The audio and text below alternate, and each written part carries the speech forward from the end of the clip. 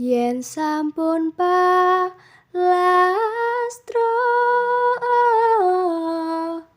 wong mati nang diparane umpamano peksi mabur mlesat saking kurungan neki dateng pundi puru ing benjang ojo konsi kleru